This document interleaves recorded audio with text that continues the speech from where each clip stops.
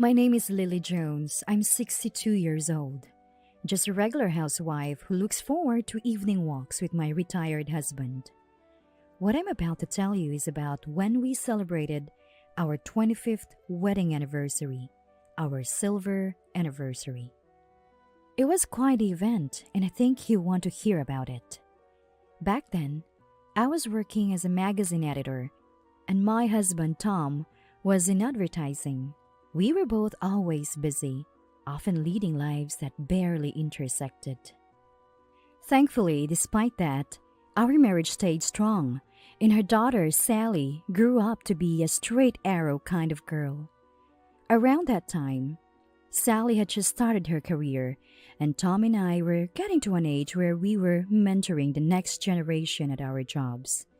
Things were finally settling down. We never really did typical family things like going on vacations because of our hectic schedules, but seizing this peaceful moment. "Let's spend our 25th anniversary just relaxing as a family," Tom suggested. That's when it hit me. This year was our 25th, our silver anniversary. I was thrilled at the thought alone, but Sally got even more excited. "Why not go on a trip? Let's splurge on a fancy hotel." So we all took the day off and decided to stay at a hotel. We chose a beautiful hotel known for its ocean view, pool, and fantastic seafood, as per Sally's request. It was an ultra-luxurious hotel, often featured on TV. Then came the big day. The view was just as amazing as we had heard. A stunning contrast of the ocean and greenery right before our eyes. I couldn't help it. "Wow, that's wonderful!" We all instinctively took out our phones to capture the moment. It was that breathtaking. The room we booked was one of the hotel's special ones, known for its beautiful sunset views, like a scene out of this world. It's usually reserved for celebrities and politicians, a real VIP experience. It's so popular, it's almost impossible to book. We felt lucky to have gotten it. Our excitement was sky high. "Let's hurry up and go!" Sally, more excited than us, pulled us towards the front desk.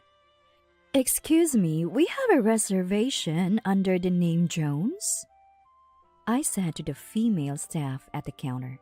"Yes, Mrs. Jones, please give me a moment to check," she replied, searching for information in the reservation list. "Oh, I'm sorry, but there seems to be a mistake.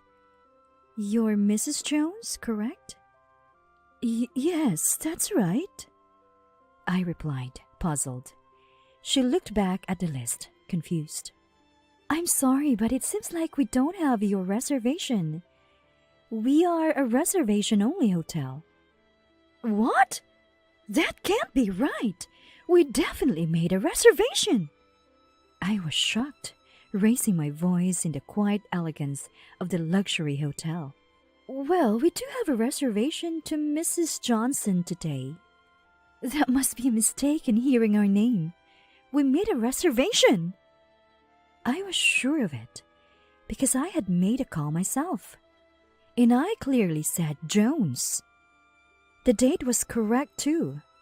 Not convinced, I even gave her our address and phone number, asking her to check again. "Please, wait a moment," she said with a brief and pleasant smile, and disappeared into the back.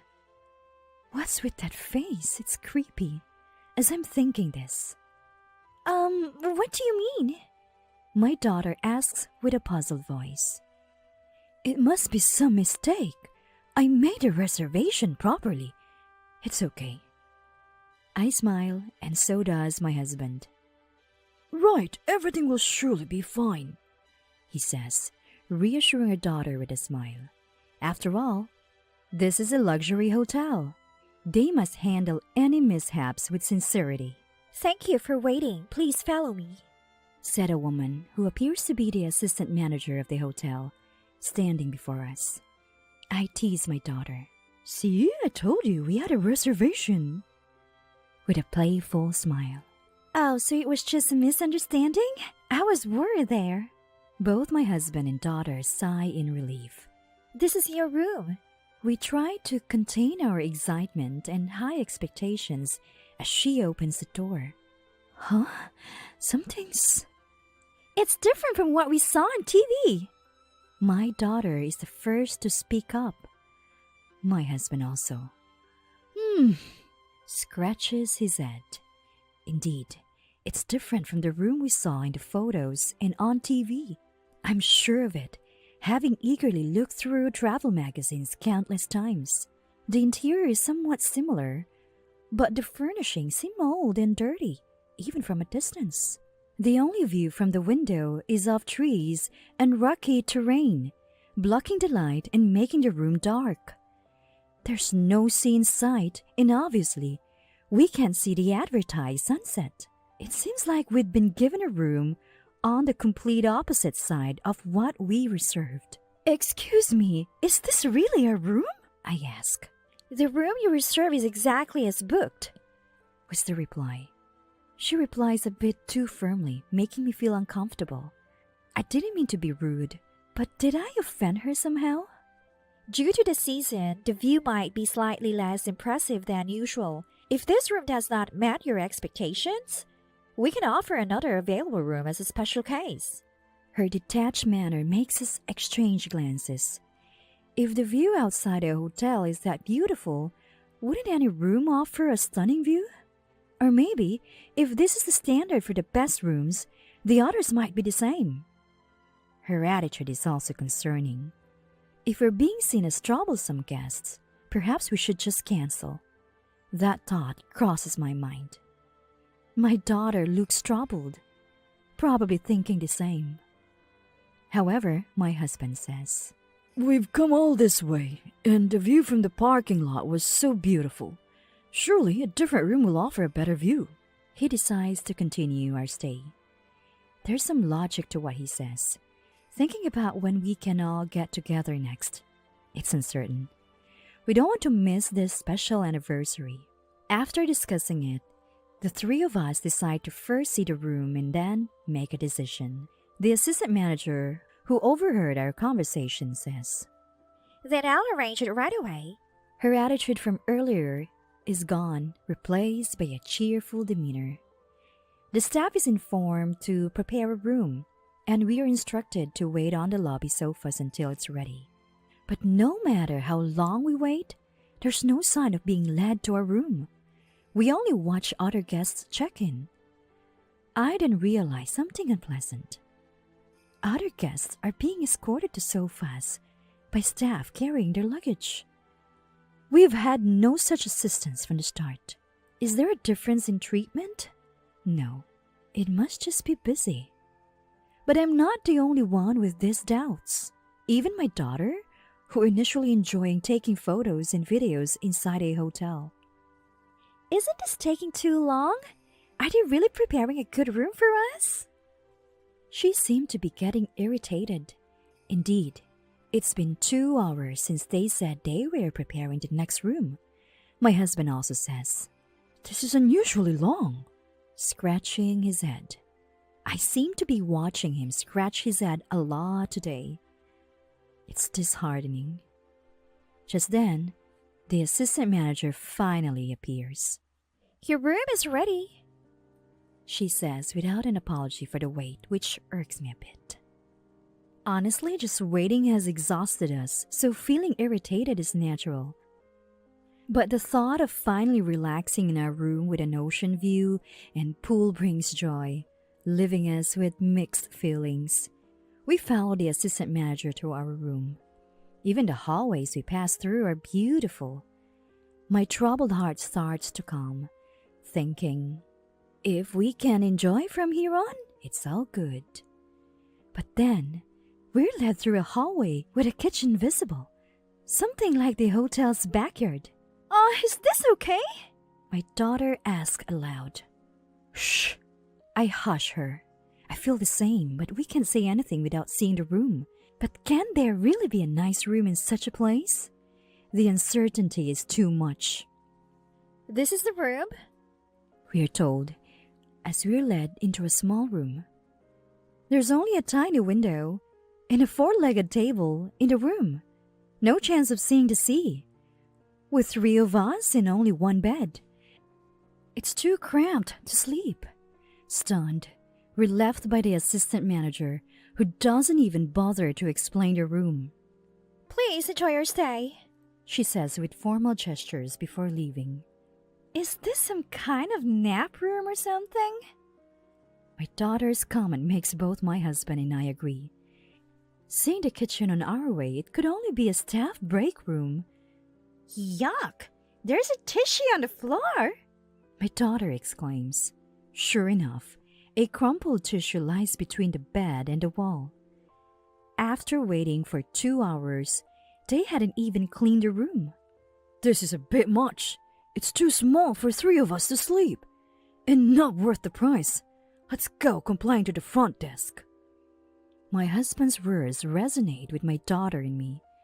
It's our much-awaited wedding anniversary and our first family trip.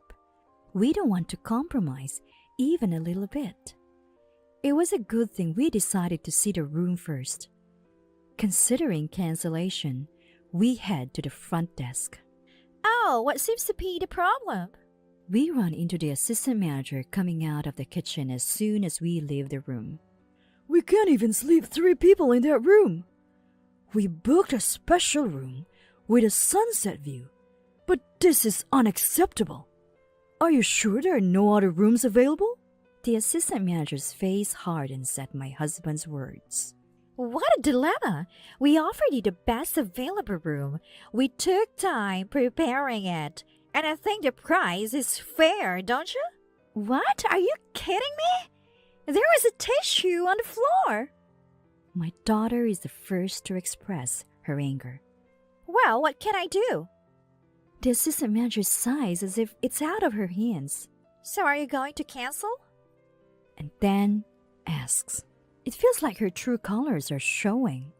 The difference in treatment we'd felt from the start and her high-handed attitude aren't just misunderstandings or because they're busy. She's looked down on us from the beginning. We don't need a luxury hotel like this. We'll cancel, please. My daughter and husband nod in agreement. Then, since we prepared 2 rooms for you, the charge will be for both. Please settle it at the front desk. We're dumbfounded by the assistant manager's words, now accompanied by an unfamiliar smile. You're charging for this room too? I can't help but raise my voice. Of course! We allocated staff and resources to prepare it. And the deputy manager. The first room reservation was over $4,000 due to a premium for a special day. Most of the other rooms I saw during booking were nearly $2,000. We only saw the room. Charging us for such a shabby nap room is absurd. This is unacceptable. Why did you even prepare in that dirty room? My usually calm husband raises his voice. The assistant manager glares at him, then turns her back and walks into the kitchen. Is she ignoring us? At that moment, she returns with a wine bottle, splashing the wine all over my husband's face. Tom! Dad! My daughter and I rush to him. He's shocked. I'm okay, really, but tries to reassure us. You're perfect for a more common hotel next door. Can't even pay for your room here, says the assistant manager, unapologetic and arrogant. My husband takes a deep breath to calm himself and tells her, I understand your point.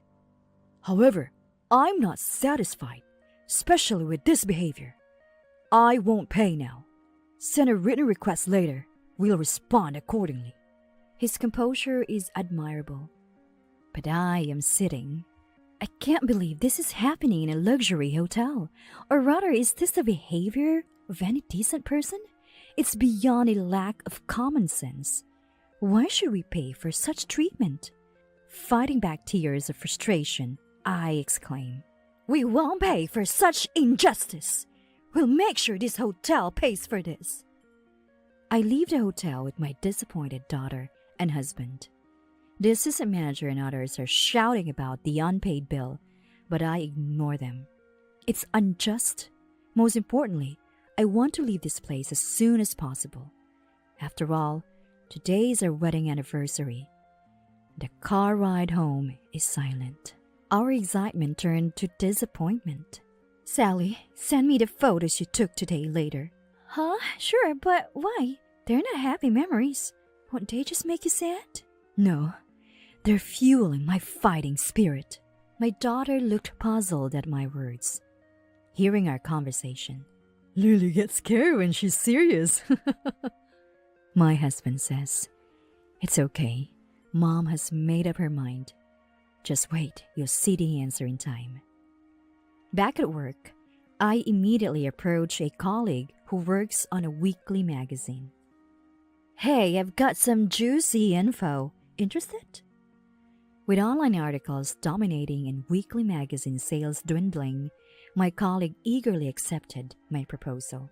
Ideally, I'd like to write the article myself, but my beat is a lifestyle magazine for housewives. It's a different field, so I let my colleague handle it. A month later, the information I provided turned into an article, and the weekly magazine hit the stands. Actually, since that hotel incident, I've been receiving frequent calls asking for payment for the room. There are young people we can use to force the payment. Is that what you want? Threatening messages like this were left on my voicemail, but I ignored them. Now I'm grateful for those events.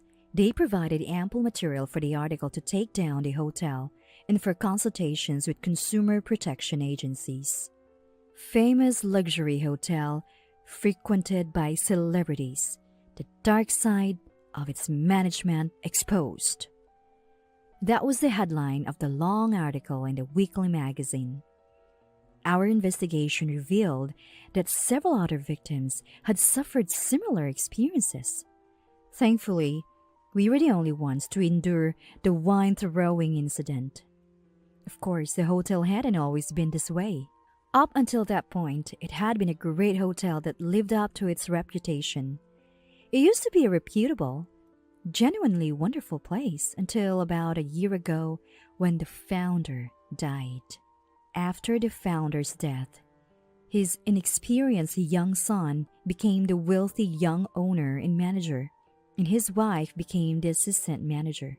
They had no real training in their roles.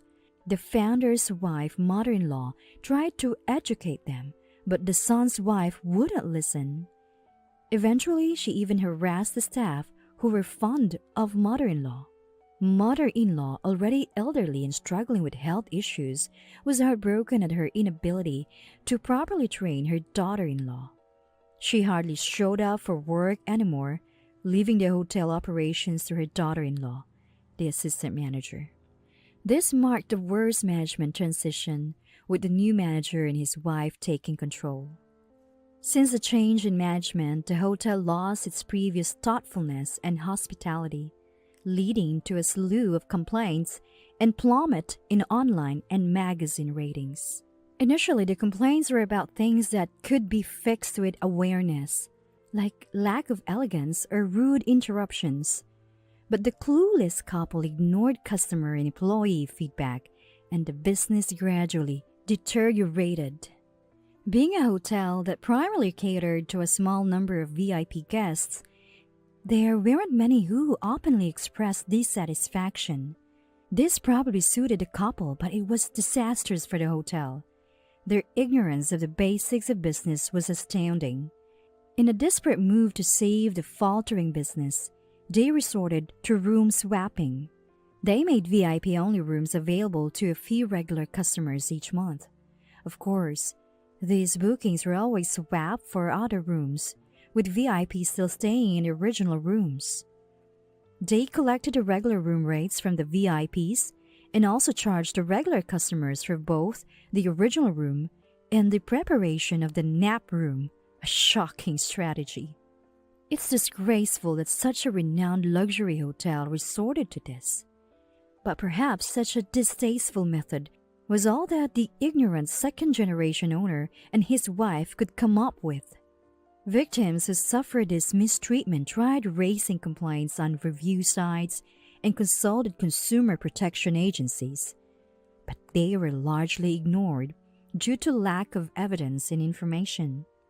Most were too shocked by the unexpected situation to capture conclusive evidence, ending up with incomplete videos or none at all. In our case, we were fortunate to have my daughter, who instinctively captures photos on her mobile phone, documenting various inconvenient truths from multiple angles. Even the assistant manager's threatening voicemail messages turned out to be valuable circumstantial evidence. Their attempt to extort money ended up leaving evidence against them. Such shallowness. And now this week's magazine article. My colleague's investigative reporting, based on photos and information I provided, caused a significant stir in various circles. It was no longer possible to ignore it as lacking evidence or insufficient information.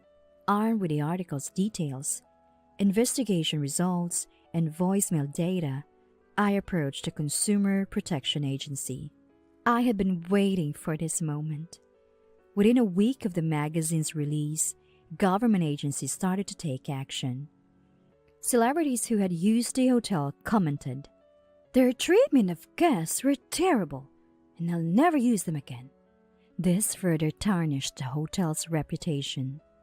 Other magazines, newspapers, and TV channels pick up the story, exposing the assistant manager's selfishness in her student days and the wealthy young manager's extravagant affairs. The Consumer Protection Agency committed to a serious response, and investigation agencies began their inquiries. It was becoming a spectacle. Shortly after the magazine's release, I received the unexpected call from the hotel. I prepared to record the call before answering. "Yes, this is Jones." Then, "How dare you publish such photos and lies in a magazine?" came a furious shout. As expected, it was the assistant manager. They used tissue scatter around the room, my husband drenched in wine. The magazine had published various photos, so they figured out we were the source of the information.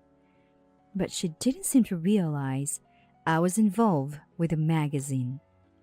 "Just as it is," I replied calmly, which seemed to infuriate her father. "We only asked for the legitimate payment. You know about a full refund for same-day cancellations." "But the room clearly didn't match the photos." "It was an equivalent room. Stop making baseless accusations." The assistant manager's childish, no, worse than a child, response made me sigh. What about the testimony and photos from the person who stayed in a special room who were supposed to be in that day? This was information unearthed by my colleague, who found and spoke directly to that person. The assistant manager ran out of words. "Huh? Whatever. What does that matter?" She carelessly affirmed the fact, unwittingly providing more evidence. The true nature comes out. She was giving us information. I was starting to have a little fun. "So you're saying such things aren't surprising, right?" "Whatever. Just do something about the magazine. You haven't even paid for your room, so don't cause any more trouble." "Understood. I'll take care of it. Look forward to it." I might have sounded the kindest I ever have. Was my face radiant with happiness? When asked to take care of it, I had no choice but to comply. I immediately went to my colleague. "Got some fresh info." The editorial team was already planning a second installment, and my new information made the following week's article even more sensational. "Scandal breaks. Obtained audio of threatening assistant manager." This article included a phone conversation as an audio data reference.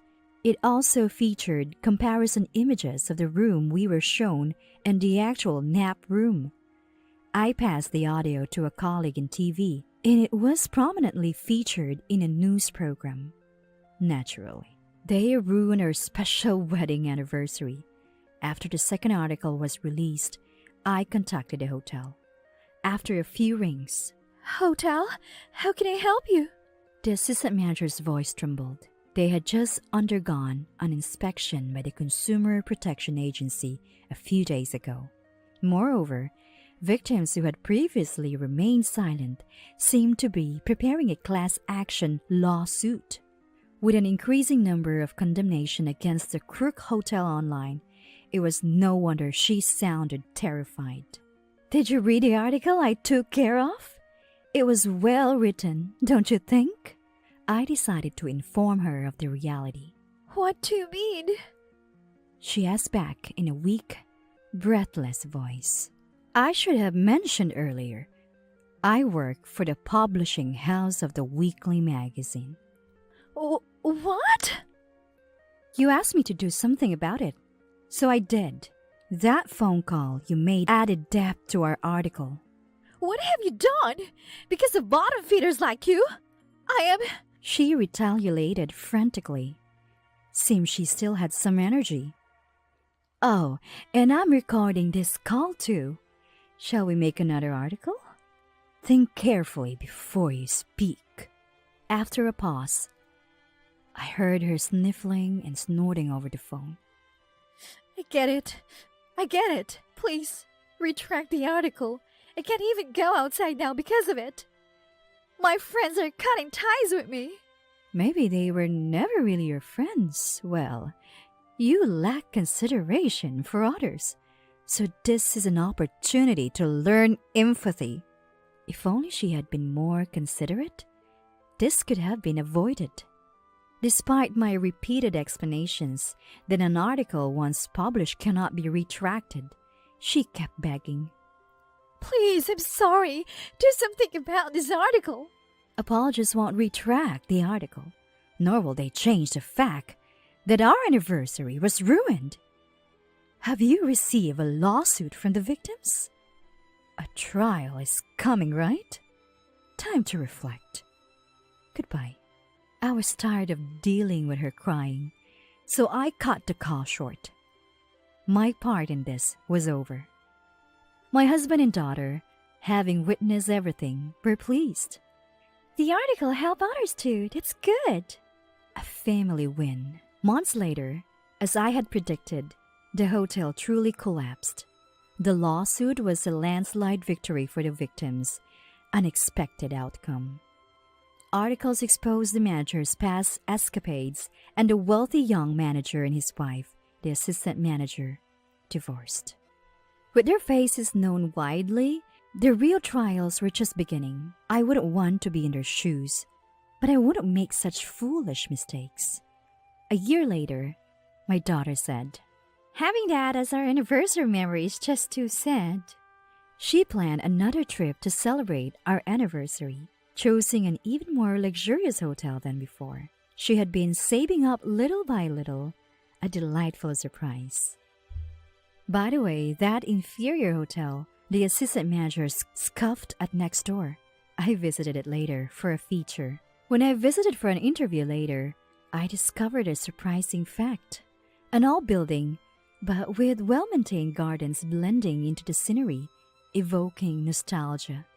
Exceptional attention to guests and delicious food. And the manager, a stunning beauty. Our photographer was more focused on her than the scenery. Stunning views, delicious food, and a gorgeous manager. A hotel overflowing with hospitality. That was the headline of our feature. The hotel, having absorbed the VIP clientele of the new defunct hotel, was now a popular destination.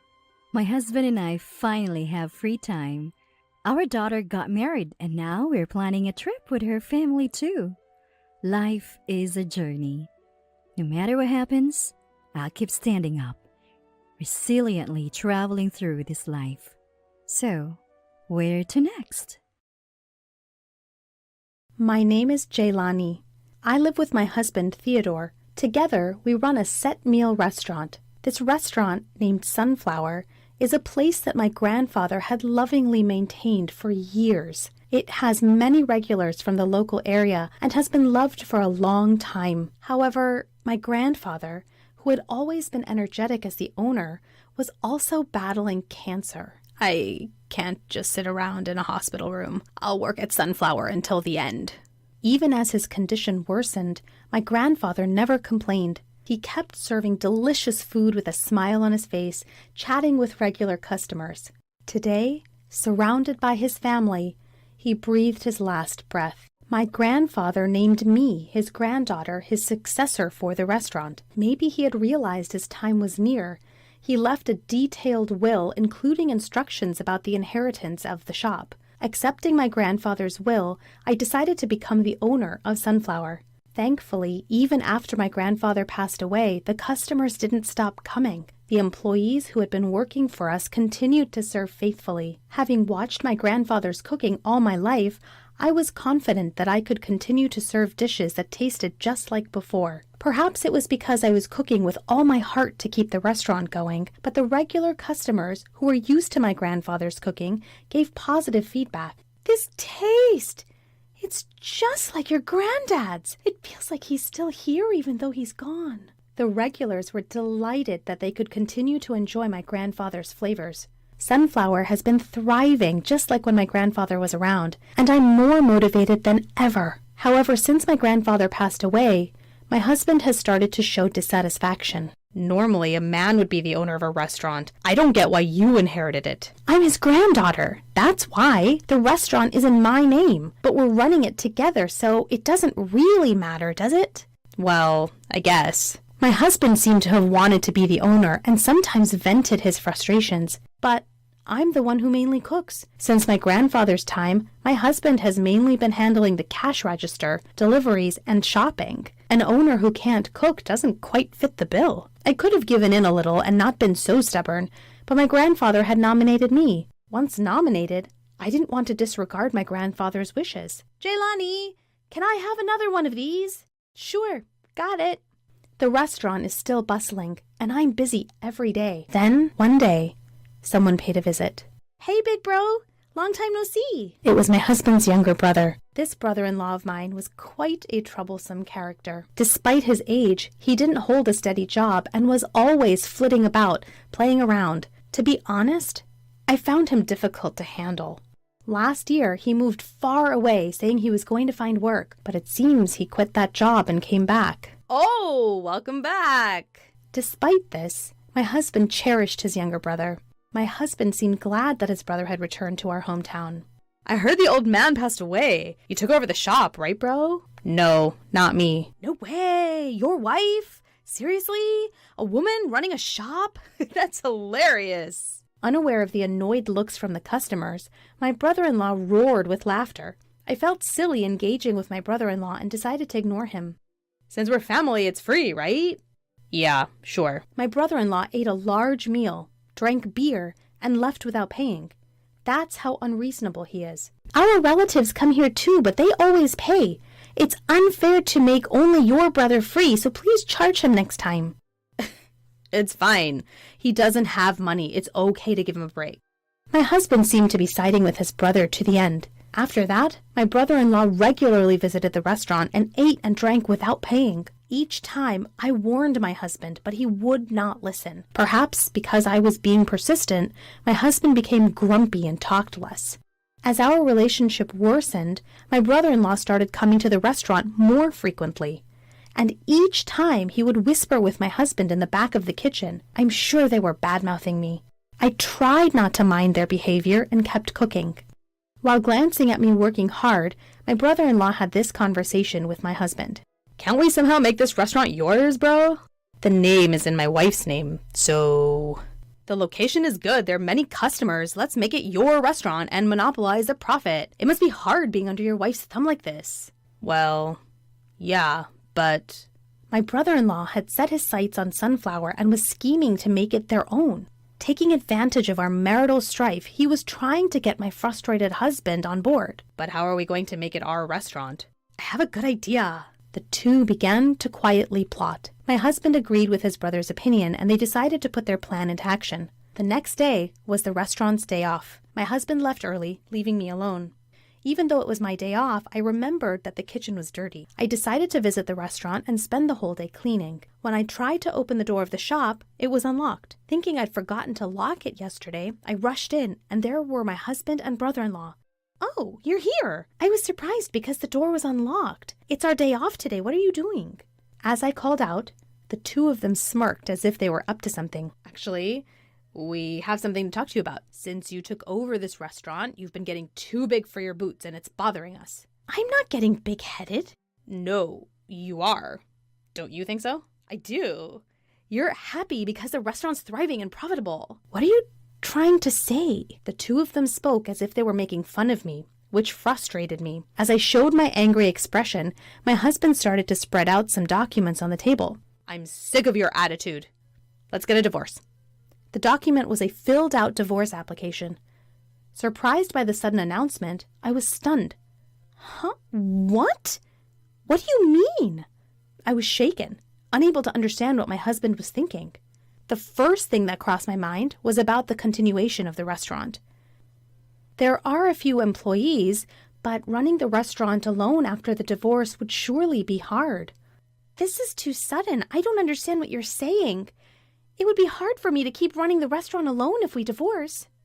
"About that, we're going to buy this restaurant. We're going to start it anew as our own, so we want you to leave." I couldn't understand what my husband was saying at all. "It's such a waste to continue running a dull diner in such a good location with so many customers. We're going to make this restaurant better." "That's why? Please sign the divorce papers and leave quickly." The two of them were saying such absurd things that I couldn't keep up. "This is a restaurant that my grandfather protected. The profits are already enough. We should continue as we have been for the sake of the customers." "So you're saying you have no intention to grow? In a little while, a restaurant like this will go out of business. To prevent that, I'm saying I'll start a new restaurant." No matter what I said, I couldn't get through to them. Surely my husband must have been brainwashed by his brother. "Well then, we'll buy this restaurant for whatever price you want. We'll be able to earn it back quickly, so any price is fine." I couldn't stand the bullying attitudes of the two of them. "All right. If that's the case, I'll sell it for $50,000. Please wait for 2 weeks while I prepare the divorce papers and the contract. And during those 2 weeks, neither of you should come to the shop." Once I said I was selling the shop, the two of them were in high spirits. There was a reason I was giving up the shop so easily. They were selfishly talking without knowing about it. In the meantime, I managed to run the shop alone. "Huh? Where's your husband?" "Well, we're actually getting a divorce." "What? So suddenly? So, will you be running Sunflower alone then?" "No, my husband is buying the shop. I'll be leaving in 2 weeks." The customers were surprised and looked genuinely disappointed. "But there's some good news, too." I quickly distributed flyers that I had made to the customers. When they saw it, their expressions immediately relaxed. And 2 weeks later, I presented the contract to sell the shop and the divorce papers. "There are no complaints with this, right?" My husband promptly signed the contract. $50,000. I'll transfer it to your account right now. So this is my shop from now on. My husband and brother-in-law were ecstatic. With them out of the corner of my eye, I packed up my belongings and left the shop. On my way to file the divorce papers, I was excited to see what the two of them were going to do next. My ex-husband and brother-in-law immediately started running the shop. "We've explained the situation to the employees, and even without Jaylani, the shop should run fine." "All right, let's make some money." With that, the two of them began to prepare for the day with enthusiasm. At 10 o'clock, when the shop usually opens, a different scene unfolded. "Why aren't the customers coming?" There were no customers who usually came as soon as the shop opened. The employees who had always been diligent about coming to work weren't at the shop either. My ex-husband tried calling the employees, but no one was answering. They had never experienced anything like this before, and the two of them began to panic. Rushing out of the shop, my ex-husband noticed a regular customer walking by. "Hey, you're our customer, right?" "Huh? Oh, yeah. I've been worried because you haven't come in yet. Come on in. Didn't you say the wife quit the shop? I was coming here for her cooking, so maybe I won't come anymore. Don't say that. We'll definitely serve something delicious. My ex-husband somewhat forcefully guided the customer into the shop. The customer reluctantly entered the shop and started to look at the menu to place an order. What's with this menu? Since I'm the shop owner now, I've decided to drastically change the menu. The traditional sunflower set meals were nowhere to be found on the menu. The menu was filled with foreign words, and it seemed difficult for the customer to understand, causing a drop in enthusiasm even before ordering. Then I'll have this steak. Understood. My ex-husband and brother-in-law enthusiastically started cooking. The customer, who had never seen my ex-husband cook, anxiously awaited the meal. Hey, is it ready yet? Sorry for the wait. Finally, 40 minutes after the order was placed, the meal was ready. When the steak was brought to the table, the customer's eyes widened in surprise. What is this? What my ex-husband served could hardly be called a meal. There were only 3 pieces of meat in the center of the plate. The outside was burnt, and the inside was raw. There was no sauce or anything else, just a bowl of bread and soup. We used high-quality ingredients, so we only used salt and pepper for seasoning. We cooked it to bring out the aroma of the outside and enjoy the rare inside. The customer didn't touch the steak, which looked like a failed dish at first glance. Upon closer inspection, the soup appeared to be instant. I'm sorry, but I can't eat this. The disgruntled customer stood up, ready to leave the shop. My ex-husband was shocked that not a single bite was taken. Customer, you still have to pay. That will be $30. $30? You're joking! I can't pay for this garbage-like meal? The furious customer stormed out of the shop. Taken aback by the unexpected turn of events, my ex-husband and his brother were stunned. At the same time, they realized they were in a dire situation. Neither my ex-husband, who had barely ever cooked, nor my freeloader brother-in-law could possibly run a restaurant. They should have realized this if they thought about it, but they were too focused on making money. From that point on, not a single customer visited the Sunflower under their management. Meanwhile, I had started a new shop in a different location. It's Sunflower 2. The employees who had worked at the original Sunflower are also with me. This shop was also inherited from my grandfather. My grandfather had been concerned about the aging Sunflower and its durability, so he had built a new shop in a different location. He wanted to announce the new shop once it was finished, but he passed away before the shop was completed. This shop was entrusted to me. I had not disclosed the existence of this new shop to my ex-husband. During the 2 weeks I handed over Sunflower, I advertised the new shop. Regular customers who wanted to eat my food all followed me. Thanks to that, the shop has been bustling since its opening day. We have enough margin to hire a few part-time workers. Since I have the $50,000 I received from my ex-husband, I can also add to the employees' salaries. Here, I began to offer my original dishes. To broaden our customer base, I came up with menus for younger people and even weaning food that small children could eat. This has attracted a lot of attention, and the number of families visiting has increased. While keeping my grandfather's flavors, I'm growing the shop to fit the times. The daily hustle gives me a sense of fulfillment. Meanwhile, my ex-husband and his brother were at a loss in the old Sunflower. They had borrowed a large amount of money to pay me $50,000, and now they are receiving demand letters. What are we going to do about this? You're the one who suggested this, right? Figure it out! The brother-in-law, whose predictions had gone awry, was holding his head in his hands. Then he had an idea. I've got a great plan. Hatching a scheme, the two of them suddenly showed up at my bustling restaurant during the busy lunch hour. Jaylani, please help us! Despite the restaurant being packed with customers, the brother-in-law was shouting loudly. My brother hurt his arm and can't cook anymore. We'll give the old restaurant back. Could you return the money as well? You guys took over the old restaurant, remember? You signed the contract. You need to take responsibility and make it work. I brushed off the brother-in-law's plea and was about to return to my work when my ex-husband appeared from behind him, looking pained. "Jaylani, help me." Thinking he was being overly dramatic, I was about to turn back to the kitchen when the restaurant became noisy.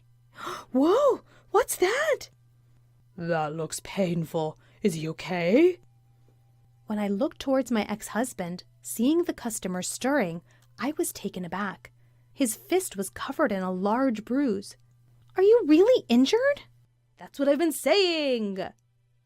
"Then go to the hospital right now." I quickly called a taxi and sent my ex-husband to the hospital.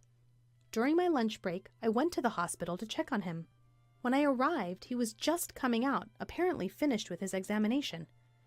As I tried to ask what had happened, the two of them avoided my gaze and hurriedly ran off. Feeling suspicious about their behavior, I decided to inquire at the hospital reception. "I believe a man named Theodore was seen here earlier. Has his examination finished? I came to pick him up." Please wait a moment. I had them check on the status of his examination using his name. However, the receptionist was looking puzzled. "There's no record of such a consultation. Perhaps he went to a different hospital?" My ex-husband hadn't received an examination. Remembering the sight of the two running away, I felt they were hiding something. I quickly set off to pursue them.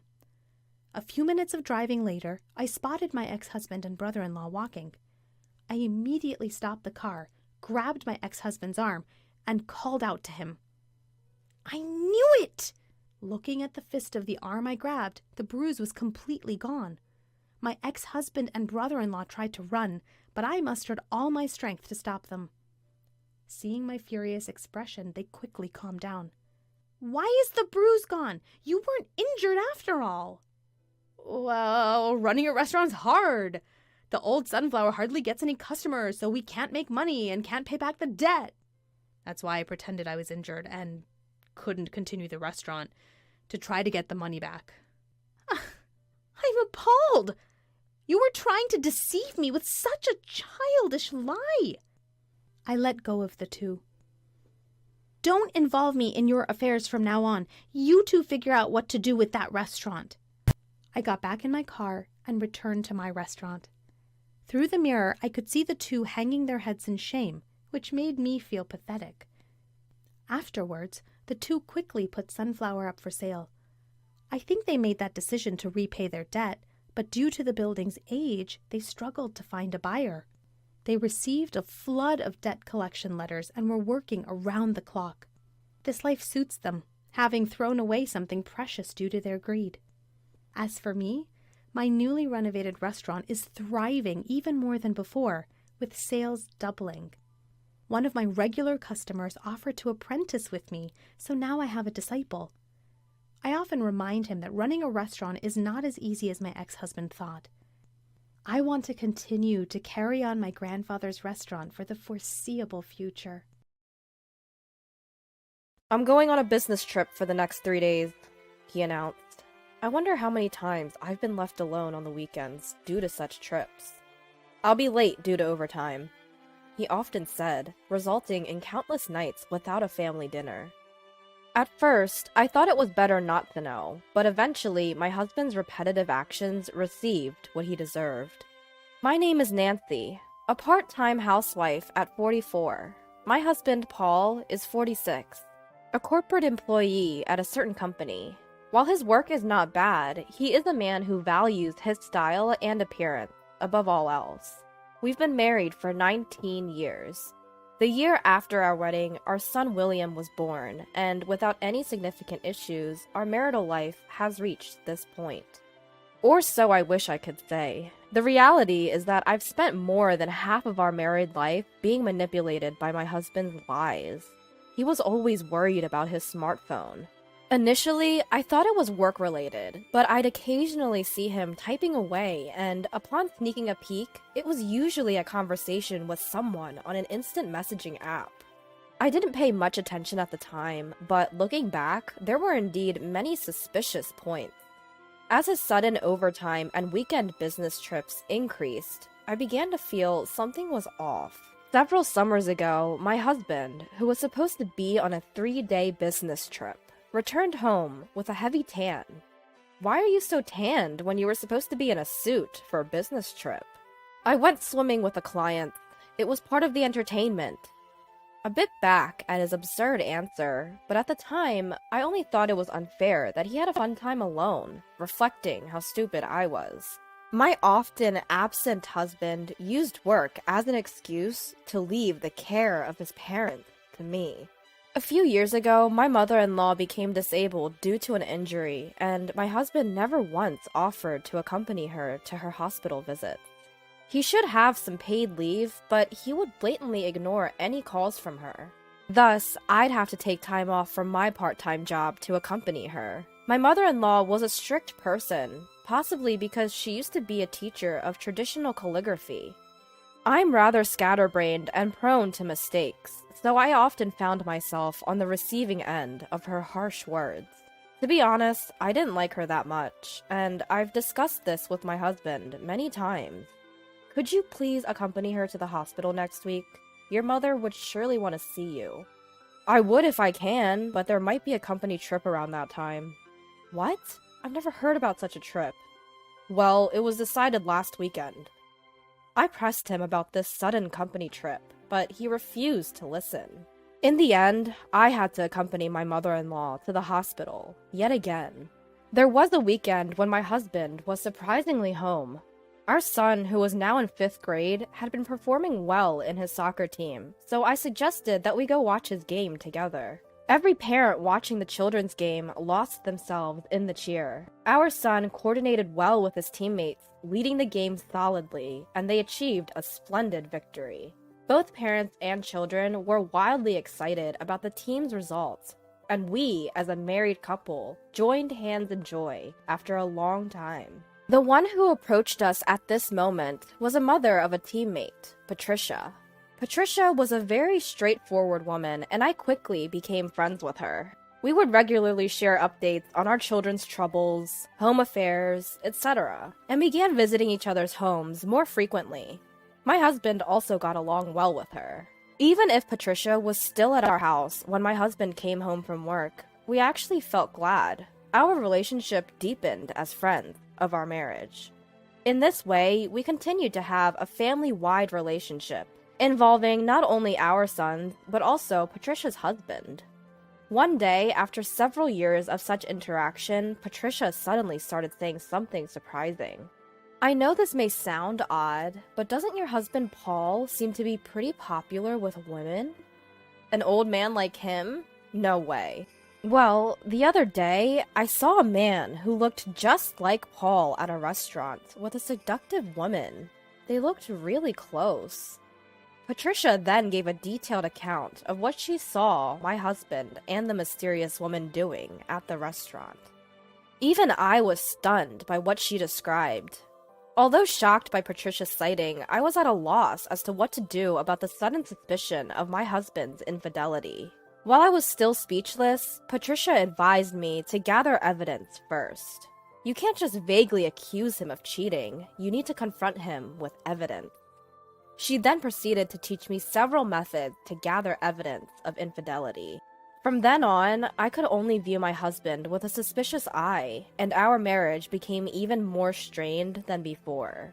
Between our son's SATs, accompanying my mother-in-law to the hospital, my part-time job, and housework, I had plenty on my plate. It was a lot to add the task of looking for evidence of my husband's infidelity, but I did things like search his suit pockets when he was out. Then came that day. Although we had separate bedrooms for a long time, when my husband was away, I felt blissful spreading out on the large bed. I decided to do the same that night and went to the bedroom. When I changed the sheets and duvet and moved my husband's pillow to put mine in place, I found a bank book underneath. Upon inspection, I saw that a fixed amount was being transferred every month to the same person from the account under my husband's name. Checking the name, it read, Patricia Brown. Yes, that's right, to Patricia, our friend, He had been transferring about $300 every month. I silently took a picture of it with my smartphone. The next day was the day I had to accompany my mother-in-law to the hospital. Hey, Nancy, are you listening? It seemed I had been spacing out, thinking about the bank book from the day before. I'm sorry, I wasn't listening very well. Well, I saw Paul walking early in the morning. This was my mother-in-law's story. When she was riding in a friend's car through the residential area early in the morning for some errands, she saw my husband walking and entering an unfamiliar house. Who would he be visiting at such an hour? The only houses you could enter early in the morning would be families, right? As I listened to my mother-in-law's story, I recalled what Patricia had told me earlier.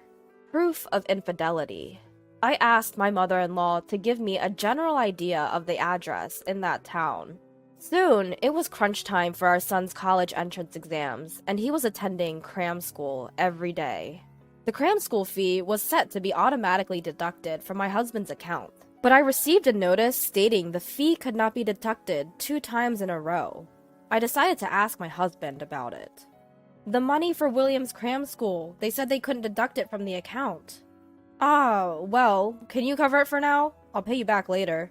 My husband's behavior seemed odd. Still, I didn't want any conflicts before our son's exams, so I agreed to pay the fee for the time being.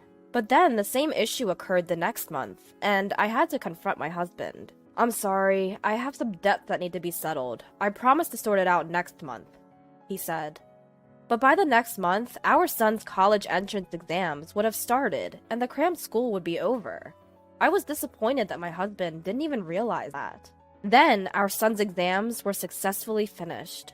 He was accepted into the high-profile soccer school he had hoped for. It seems like he didn't make it, I heard. Patricia's son, Robert, had also aimed for the same high school as William, but unfortunately, he didn't pass. He was likely going to attend his backup private school. But according to my son, Robert had stopped appearing at school after the exams.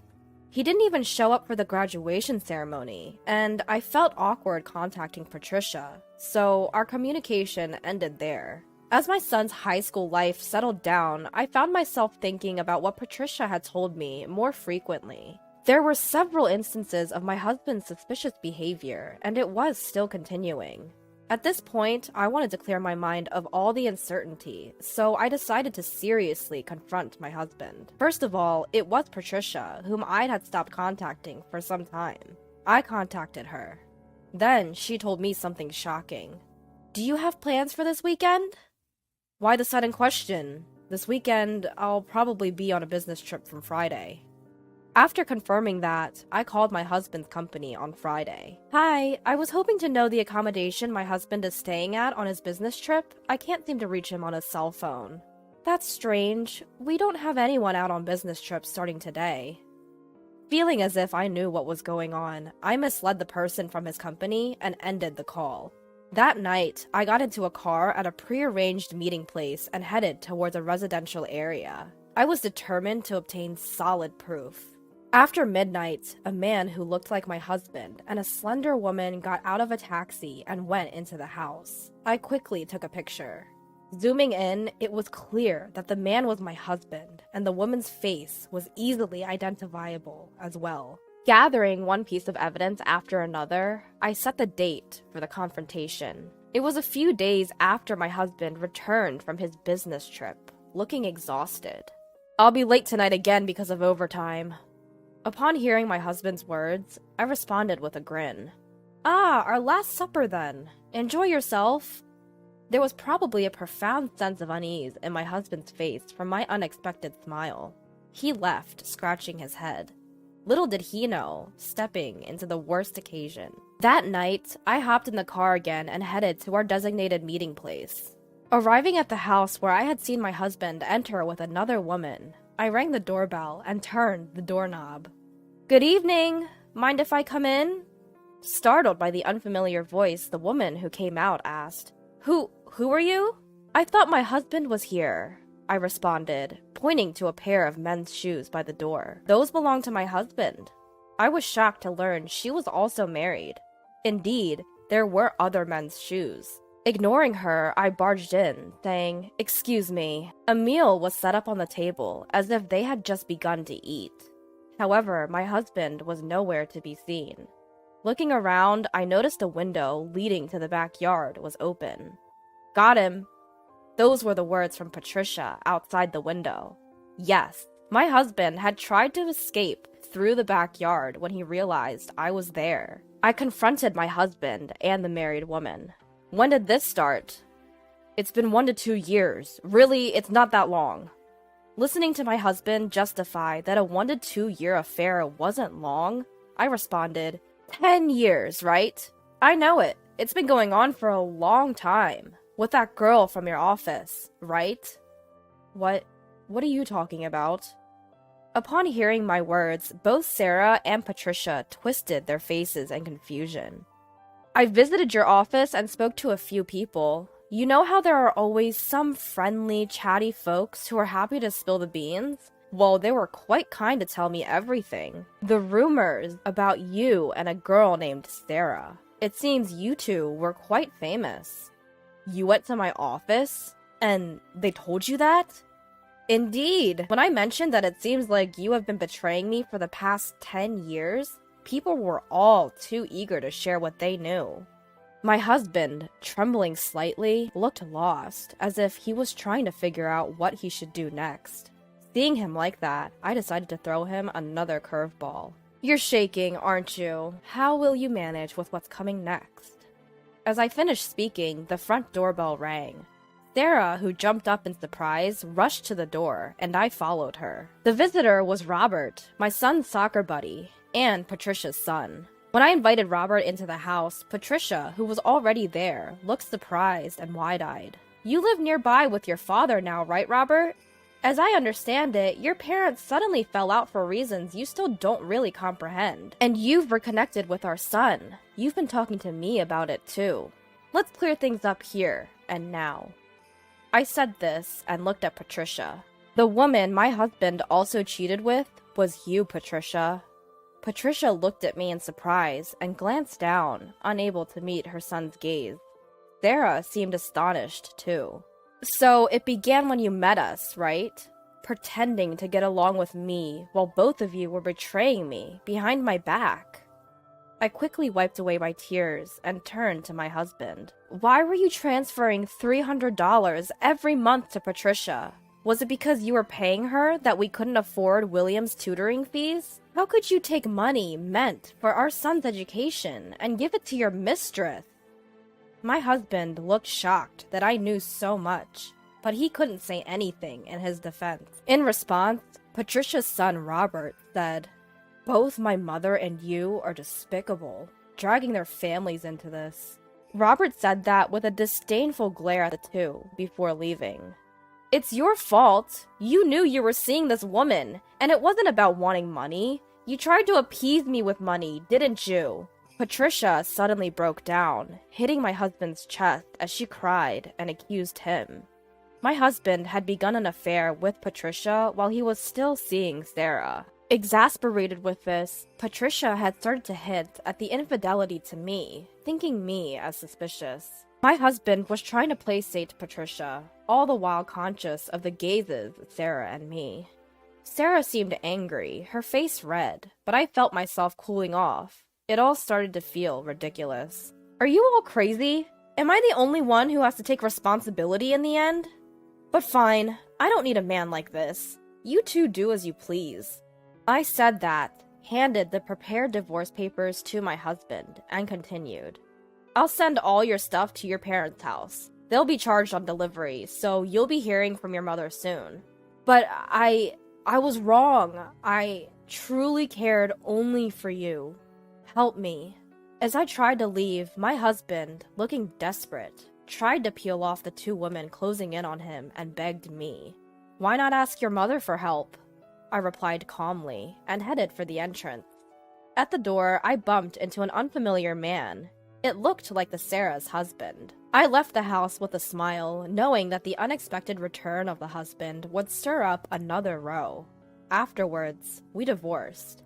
My husband's long-term misconduct became known not only to his parents, but also to his colleagues, and he was severely reprimanded by his stern mother. His credibility at work fell drastically, forcing him to resign. Patricia, who was his mistress, was handed divorce papers by her estranged husband and seemed to have ended up completely alone. Sarah seemed to have moved somewhere, judging from the sale of her house. The scale of the consequences of my husband's long-term infidelity would probably shock him for the rest of his life. For me, since my husband's family had assets, I was able to receive a substantial alimony. It took courage to tell my son the truth, but he quietly listened to my struggles and told me that he too would do his best to live without any worries in the future. Now, I live peacefully with my son.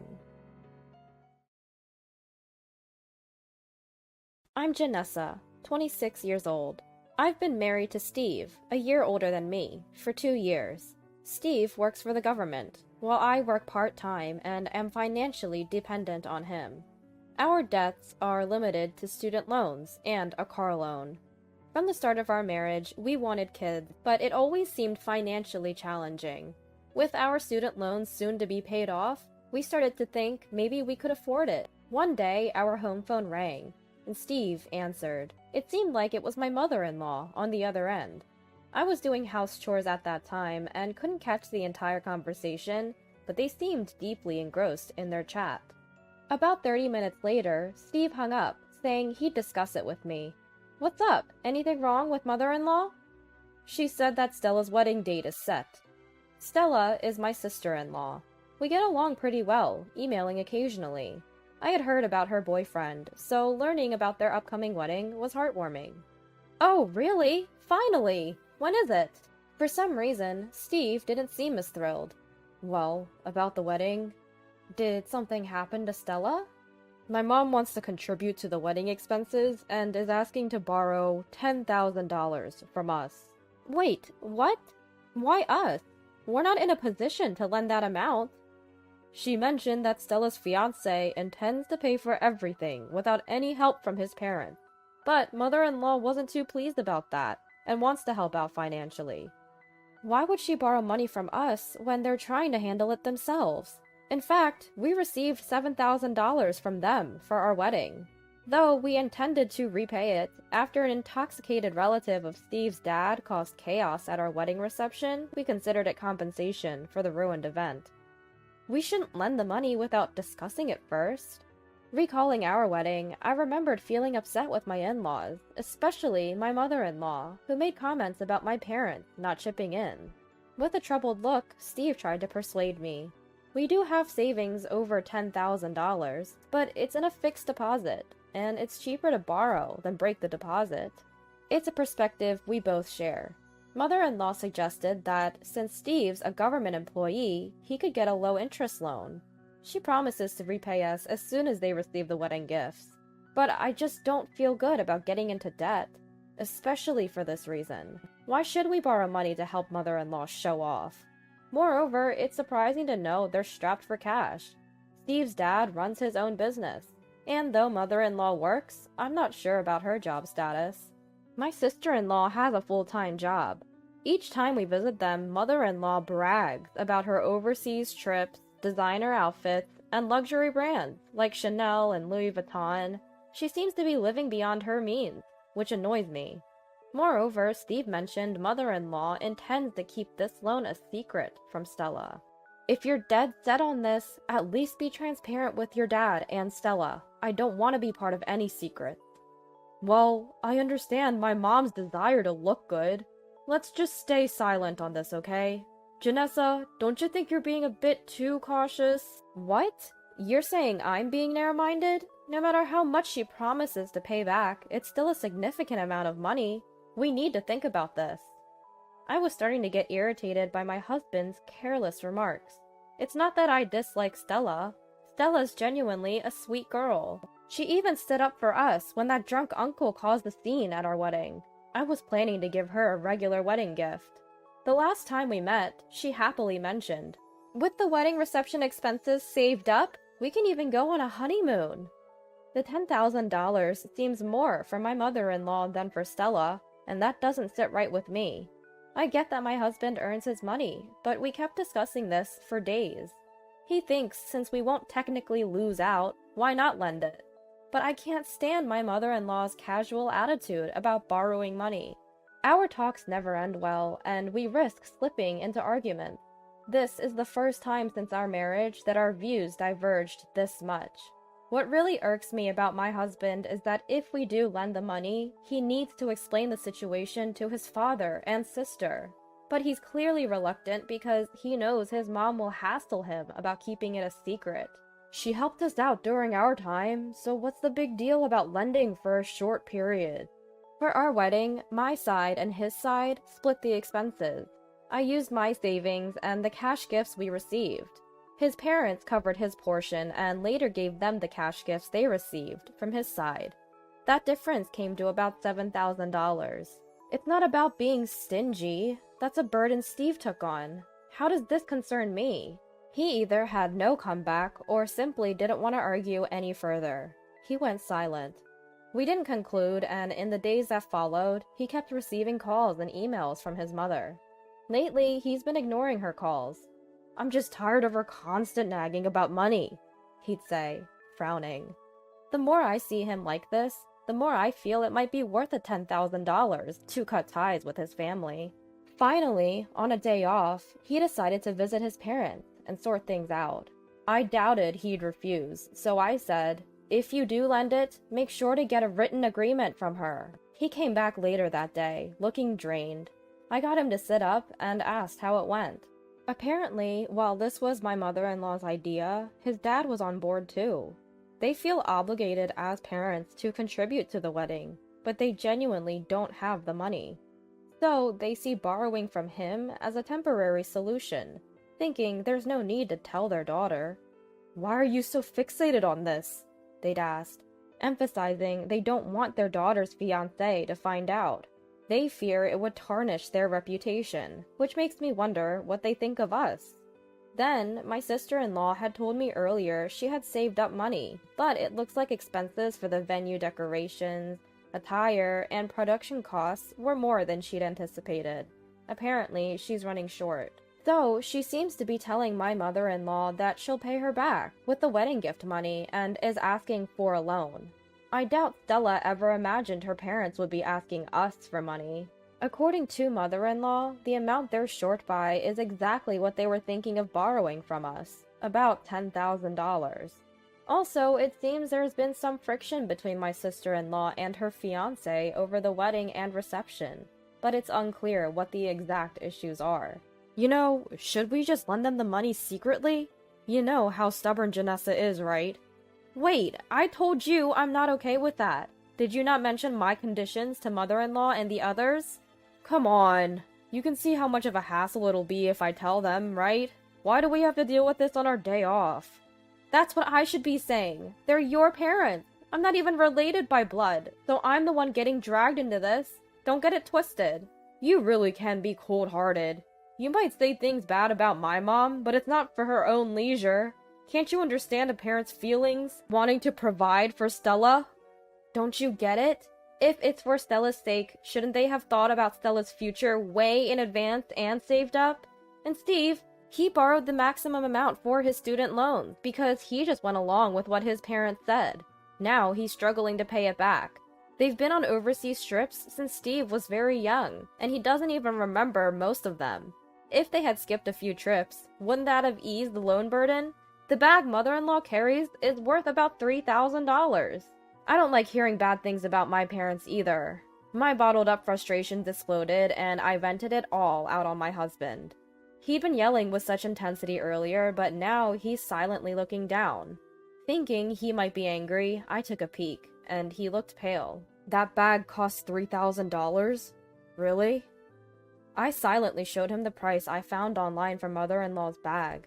I'm not sure if mother-in-law's bag is genuine, but my husband isn't familiar with luxury brands and their counterfeits, so I kept quiet. Plus, mother-in-law always shows it off to me with pride. Even if it's a fake, she might have unknowingly paid a lot for it. What do mother-in-law and the rest plan for their retirement if they're spending lavishly but can't spare $10,000? You're right. My feelings are torn because it's my sister's wedding and I want to help as much as possible. But something's off with my mom and my dad. We're not saying anything about it. Seems strange, too.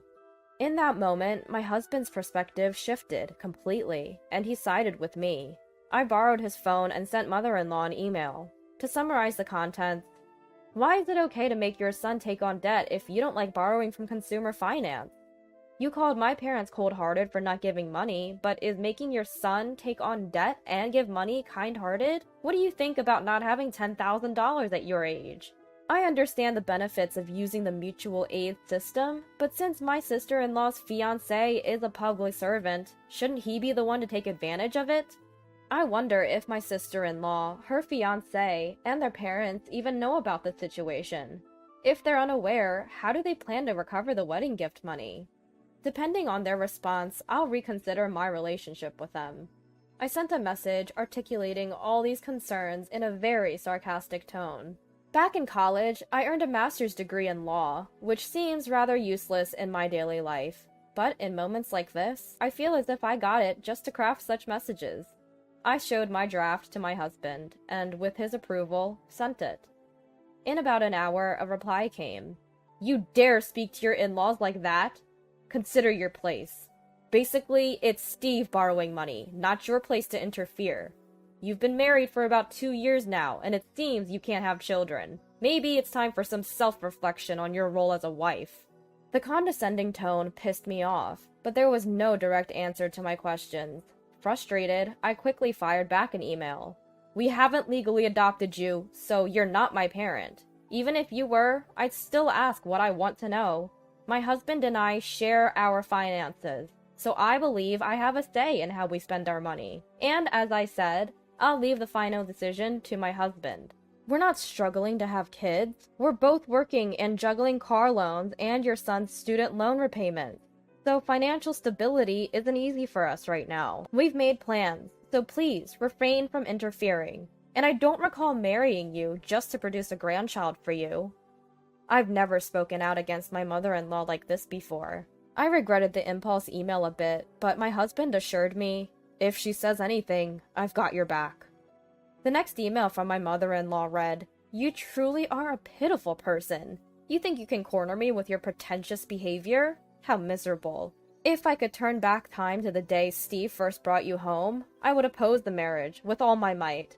If there's one thing I regret, it's not seeing your true nature sooner. If you ever find yourself in a tight spot, don't expect any help from me."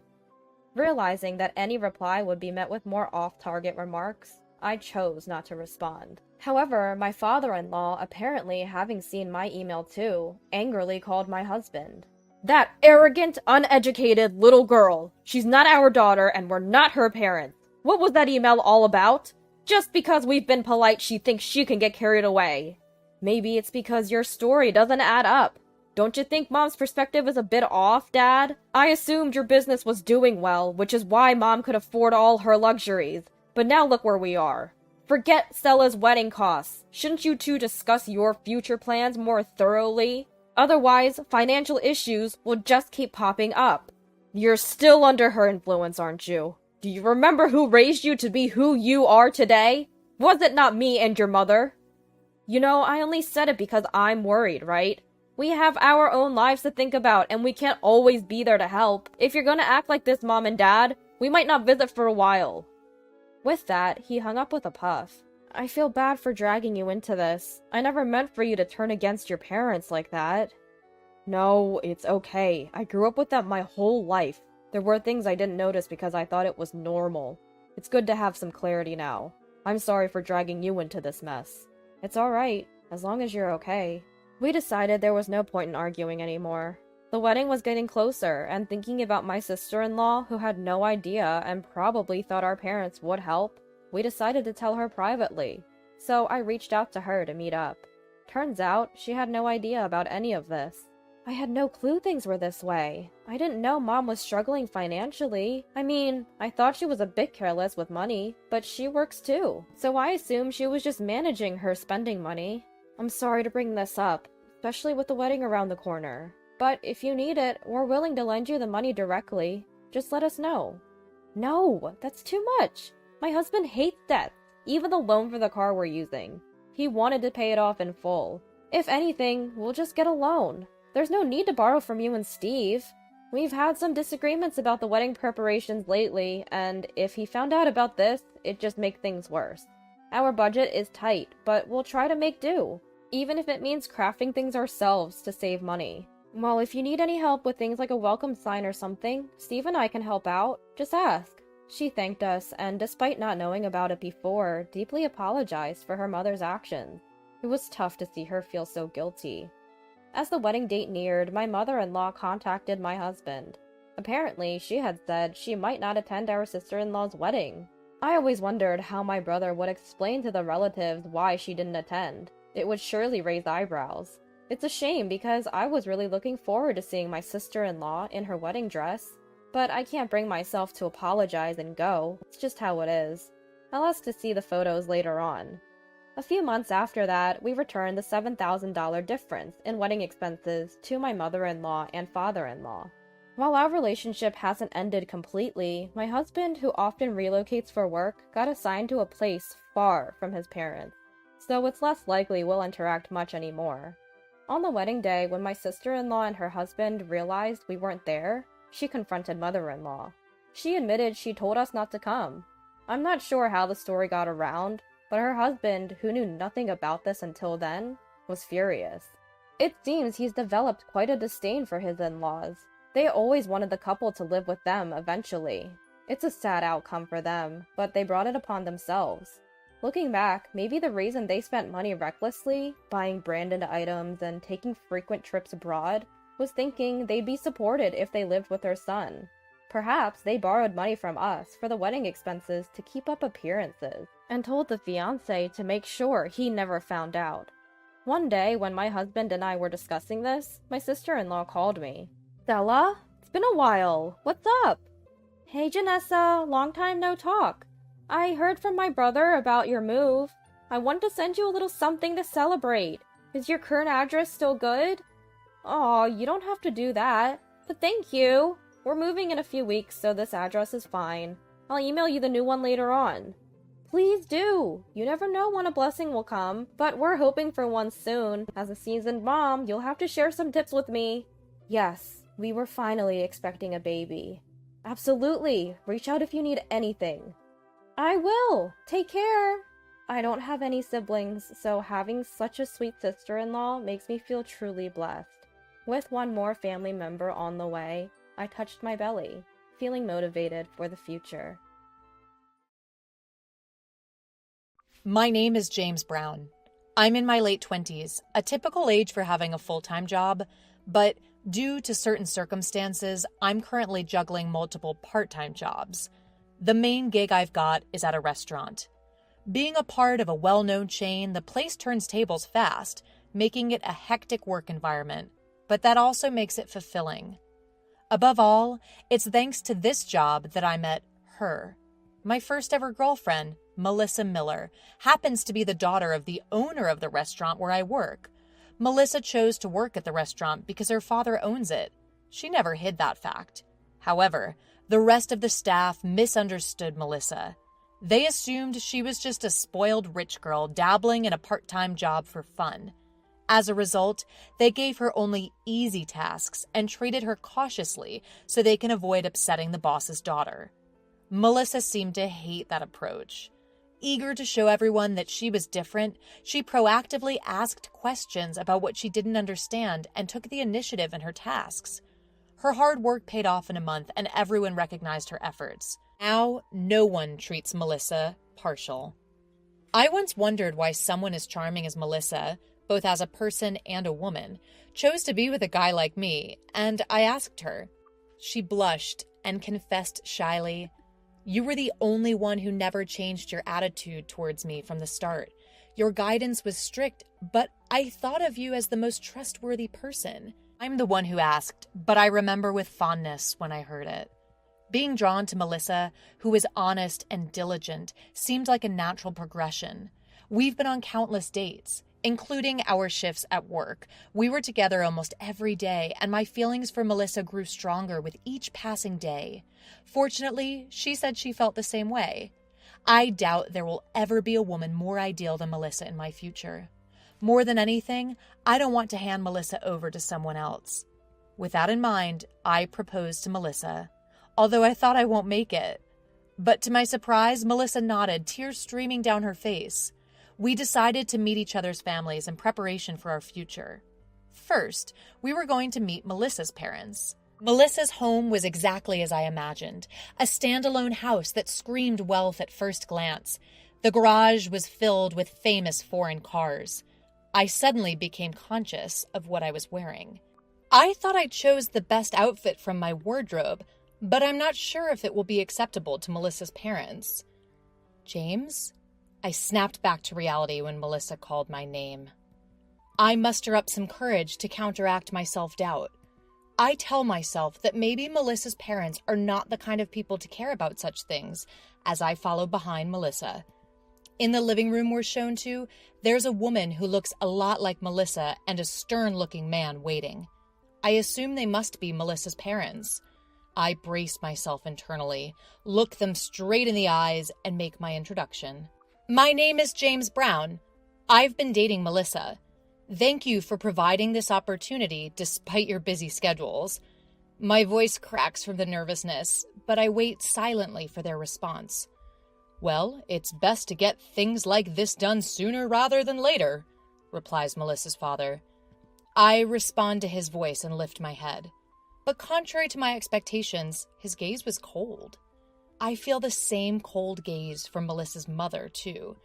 I suck in a breath as I realize the atmosphere is clearly not favorable. Melissa's father pulls out several pieces of paper from an envelope and places them on a table.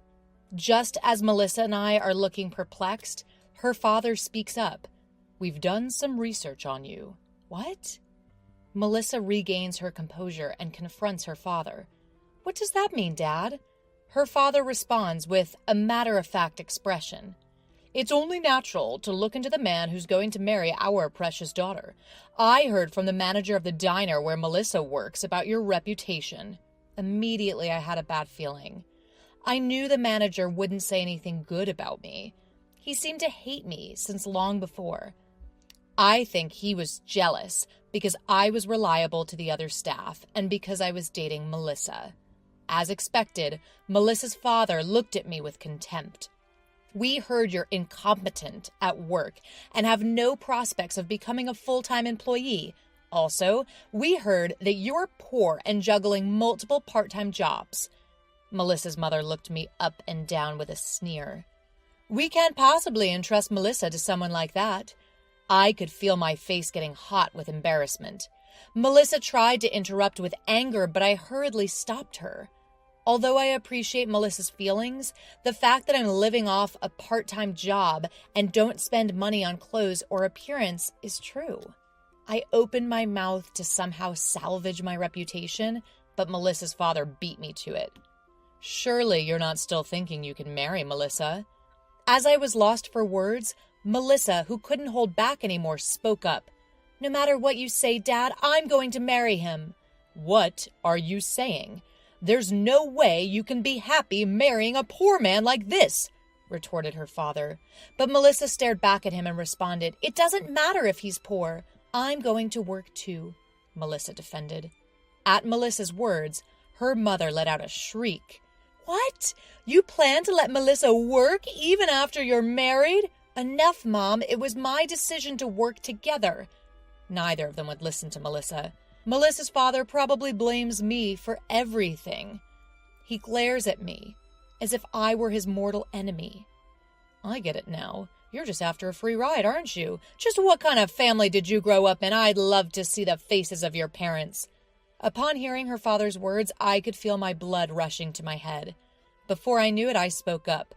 I don't care what you say about me, but I won't stand for you disrespecting my parents. As I spoke directly back at him, I saw a tremble of uncertainty in his eyes, but it soon vanished, replaced by a patronizing smile. So, you're finally showing your true colors. I won't let a savage poor guy like you marry my daughter, I instantly retorted. Then I don't need her. I don't want to be related to people like you. With a final word, I stormed out of their house. I could hear them arguing behind me, but I didn't turn back. I walked on, my head still hot with anger. Then I heard my name called out from behind and turned around. Melissa had chased after me, panting heavily. I finally came back to my senses and stopped. I'm sorry, James, for the terrible things my parents said. Looking at Melissa bowing deeply, I regained my composure. Feeling guilty for the situation with Melissa, I was at a loss for words. Melissa apologized again and then said something surprising. I ran away from home. What? I asked back, and Melissa looked into my eyes seriously. I told them I wouldn't go home until they apologized to you, James. I tried to convince her several times after that, but Melissa wouldn't budge about going home. I had to make up my mind. But I couldn't just leave things as they were between Melissa and her parents. I called my dad. After briefly explaining what happened, he told me to bring Melissa to a certain place. It was lucky enough that I was able to get in touch with my dad, who had been busy these past few days, but I hadn't expected to introduce Melissa to him so suddenly. Melissa seemed nervous about the sudden development. I reassured her and headed for the designated hotel. It was a famous high-end hotel from the same chain as the diner we worked at. I escorted a bewildered Melissa into the restaurant inside the hotel. My father was already there, and we were guided to his table by the staff. Sorry for the wait. No problem, I just got here myself. Upon spotting my father, Melissa greeted him nervously. Nice to meet you. I'm Melissa Miller. My father returned the greeting and suggested that Melissa take a seat. He was already aware of the events of the day. I thought we would immediately discuss the issue, but Dad suggested we first have our meal. Melissa looked surprised but visibly relaxed as she started eating. I decided to follow my father's lead and enjoy the meal. For a while, we enjoyed a pleasant atmosphere, but after the meal was over, the mood shifted. Melissa noticed it too and straightened up. Melissa? Yes? When Melissa responded to her name being called, Dad handed her a key card. While blinking in surprise, she accepted it. I've booked a room in this hotel for you. You should stay the night. No. I couldn't possibly impose. But my father shook his head at Melissa's panicked response. It's fine, but you have to go home tomorrow. Melissa paled at my father's words. I rushed to interject, but he held up a hand to stop me. First, listen. I'm not saying you have to go home because I disapprove of you two. I'm just advising that running away from home on impulse won't lead to good outcomes. Well, you're right, but my father won't understand unless I do something like this. After a sigh of relief, Melissa apologetically spoke up. However, for some reason, my father responded with a cunning smile. In that case, I'll visit your home tomorrow. Leave it to me. Melissa looked shocked at my father's unexpected words. Dad addressed Melissa in a serious tone, but only if you're okay with it after hearing what I have to say. My father's words were shocking to both Melissa and me. For Melissa, this would likely affect her life significantly, but she never once looked away, agreeing to my father's proposal. Dad seemed satisfied with her response. Together with my father and Melissa, I visited her home. Her father seemed relieved that Melissa had returned, but when he noticed that I was with her, he glared at me. You're the one who led Melissa astray? Melissa quickly glared back at her father-in-law, replying, No, I made the decision to leave home on my own. You've been deceived. You can't be happy with this pauper. At her father's words, Melissa was about to retort in anger, her face turning red, but my father gently placed a hand on her shoulder, stopping her. He hadn't expected there to be anyone else present. My father-in-law finally seemed to notice my father's presence. The color gradually drained from my father-in-law's face. Sweating profusely, he called out my father's name. Are you... Could you possibly be President Brown? Well, I'd hope you'd recognize the face of the parent company's president, my father replied, grinning. In contrast to my father's cheerful expression, the father-in-law's face was growing more and more pale. My mother-in-law, too, was noticeably shaken by the abrupt change in her husband's demeanor and words. Why, is President Brown? Wait, No, your last name is Brown. He's my father, I said, pointing at my dad. Upon hearing this, my father-in-law showed his apology all of a sudden. I am truly sorry for what I have done. My father, still smiling, asked, What are you apologizing for exactly? My father-in-law responded in a trembling voice, For belittling James. Is that so? I had no idea that he was the president's son. Unfazed, my father began to speak. Actually, I had James work as a part-timer at a few stores for his future's sake. My father-in-law's shoulders twitched. We discovered a few issues in the process, especially in relation to the family restaurants. My father-in-law couldn't bring himself to look up. In the past few years, we've seen an increase in complaints. And it's not just one store, it's a trend across the board. We finally understood the reason recently. My father-in-law was trembling.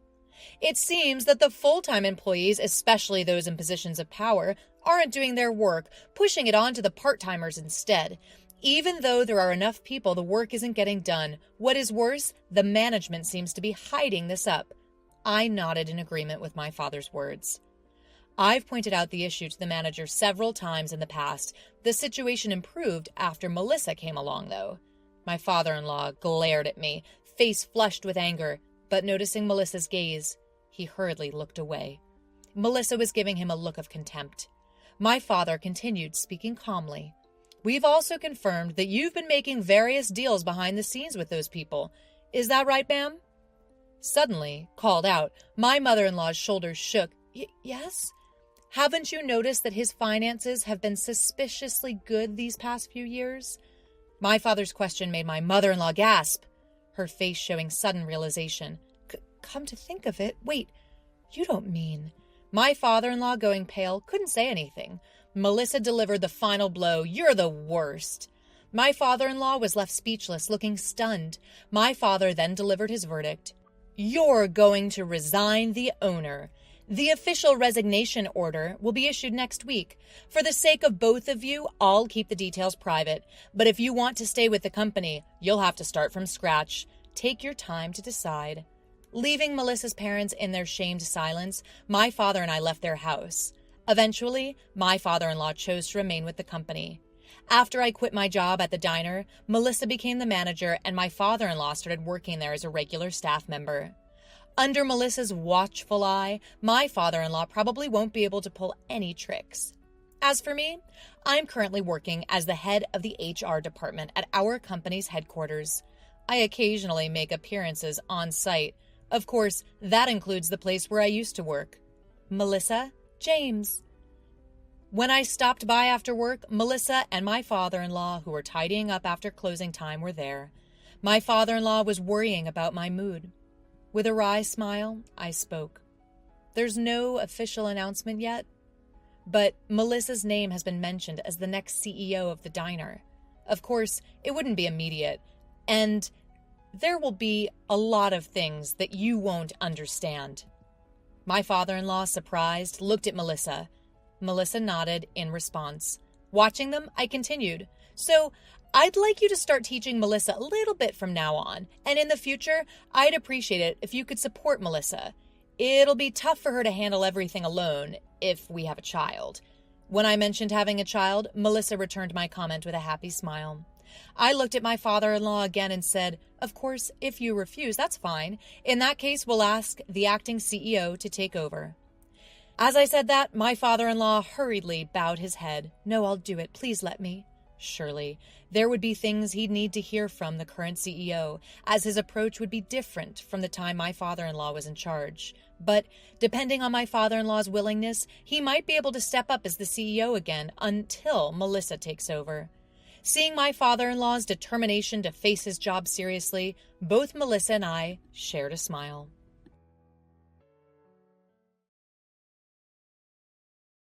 I stood by my husband Josh when he had to quit his job due to mental health struggles. I could never tell his mom, my toxic mother-in-law, that he had left his job. I tried to keep a brave face, thinking someone had to stay positive. I even tolerated the cruel words from my mother-in-law, who never liked me, just to protect Josh. But when I realized it was all for nothing, I was surprisingly calm. Hello, mother-in-law? We need to talk. That call was the first and last one I'd ever make to her. I was done tolerating them. I decided to distance myself from my awful husband and mother-in-law. My name is Phyllis. I used to be a housewife, but I've returned to my previous job to support the family. The reason? Josh quit his job. I was shocked when I heard, but the cause was his mental health. He had been overwhelmed at work, and it took a toll on him. From a young age, his overbearing mother pushed him hard to excel in academics. He went to a prestigious university and landed a job at a major company. According to him, he felt outpaced by much more talented colleagues and couldn't handle the stress. This ongoing stress and exhaustion led him to break down mentally. I fully supported his decision to leave the job. I told him I would work and that he should focus on his recovery. But the problem isn't just his illness. Actually, I would support him through anything. That's not the issue. The real headache is my mother-in-law. She's incredibly proud of how well she raised her son. She loves comparing me and Josh and made a big deal out of me being a housewife for his sake. The optics are bad if you both work. It looks like my son can't support you by himself. I had announced my plan to return to work as a family meeting. My mother-in-law didn't react kindly to it. Back then, I loved my job and took great pride in my work. So, becoming a housewife was not something I wanted. But my husband didn't want to go against his mother. So I reluctantly left my job to focus on our home. Returning to work now brings mixed feelings, guilt towards my husband and genuine happiness for myself. Of course, I want my husband to recover from his illness soon, but I'd also like to keep working even after he gets better. But working is a secret I'm keeping from my mother-in-law. She would never forgive her darling son for quitting his job. Since he's already quit, telling her wouldn't change anything. But forgiveness would not come easy. I can easily imagine her harsh words adding stress to my already mentally struggling husband. He'd been lectured until dawn when he received bad grades in school. If the next test score wasn't good, he was constantly nagged and complained at. Are you not ashamed of these grades? You have no value in life. I shouldn't have given birth to you.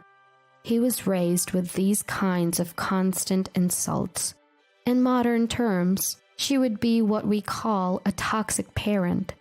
Confronting her directly isn't an option. I have to keep this a secret no matter what. By the way, my father-in-law has passed away, and mother-in-law lives alone in her house.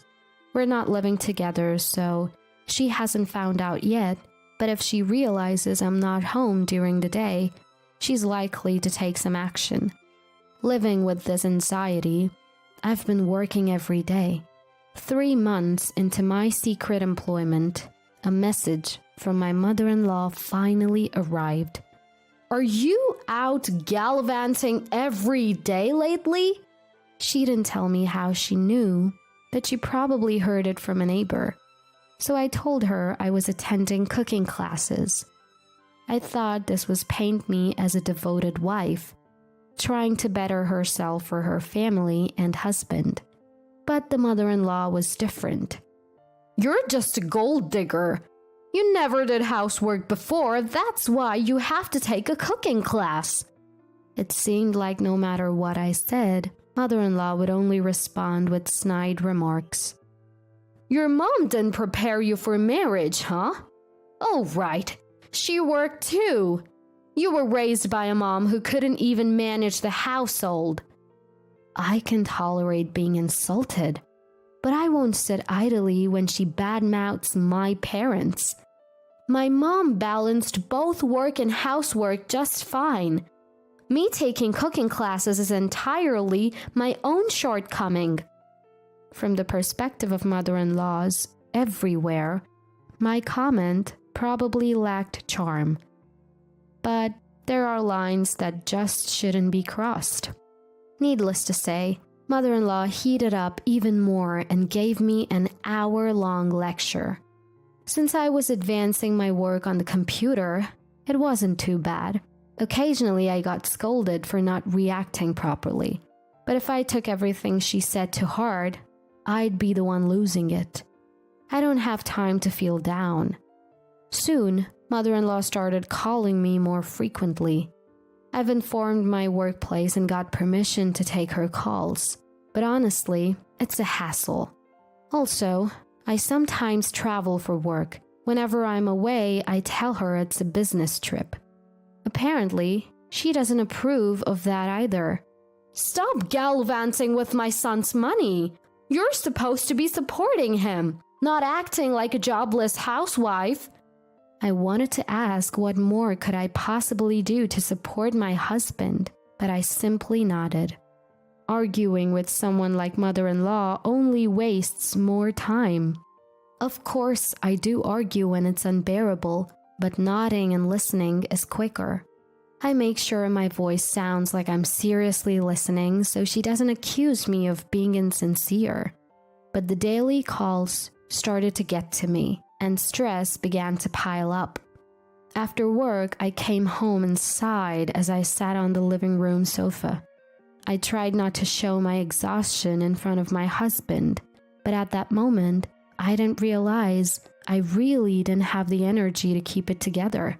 My husband saw me and apologized with a regretful look. I'm sorry for leaving everything to you, Phyllis. Must be tough. Even though I didn't want to make him feel guilty, I shook my head vigorously. It's not your fault, Josh. I've told you, I'm fine with us both working. I'm not tired from work. It's just that my mother-in-law has been extra intense lately.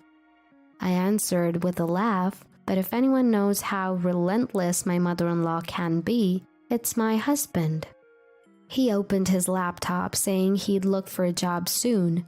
He knew from our last doctor's visit that I still needed counseling. I told him that there was no rush and that I wished he'd take things easy. Thank you. I'm so glad you're my wife, Phyllis. Seeing my husband smile for the first time in a while made me genuinely happy. Having him by my side gives me the strength to carry on. While marriage isn't everything, I felt thankful to be married to him. People might think my life looks tough, but supporting each other in times like this is what partners do. I was confident that he'd help me if I were in trouble. That faith remained unshaken. Still, the daily calls from my mother-in-law didn't stop, and her nagging seemed endless. Then, today, she made a comment that had me questioning what all the previous conflicts were about. Aren't you ashamed of being unemployed when you're married to such an outstanding son?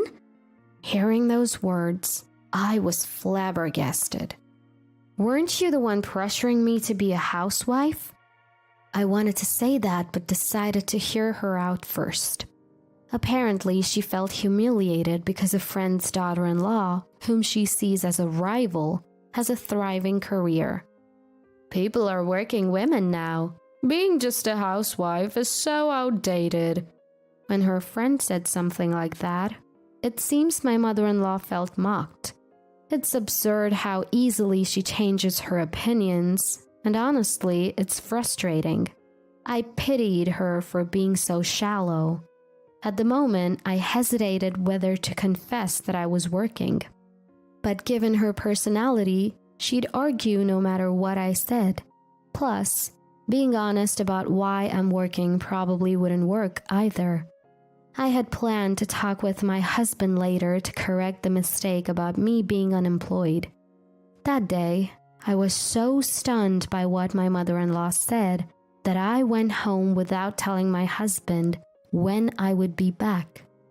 On top of that, I came straight home from a client meeting, so I got home pretty early. As I walked into the entrance thinking dinner probably wasn't ready yet, I noticed a pair of unfamiliar women's shoes. A sinking feeling hit me right away. Could it be? No, not my husband. That's impossible.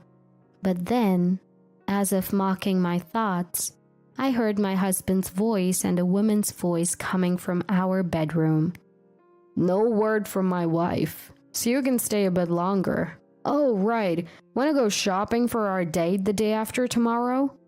Standing in disbelief, I listened to their seemingly joyful conversation. What am I even doing? Why am I putting in all this effort? Oddly enough, I didn't feel angry or sad.